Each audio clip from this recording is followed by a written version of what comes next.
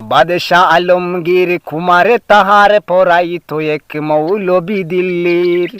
একদা প্রভাতে গিয়া দেখেন বাদশাহ শাহজাদা এক পাতর হস্তে নিয়া, ডালিতেছে ভারী গুরুর চরণে পুলকিত হৃদয়ে অনত নয়নে। শিক্ষক শুধু নিজ হাত দিয়া নিজেরই পায়ের ধুলি, ধুয়ে মুছে সব করিয়েছেন সাফ সঞ্চারী অঙ্গুলি। শিক্ষক মৌলবি ভাবিলেন আজ নিস্তার নাহি যায় বুঝি তার ছবি। দিল্লি পুতির পুত্রের করে লইয়াছে পানি চরণে পড়ে, স্পর্ধার কাজ হেন অপরাধকে করেছে কোন কালে।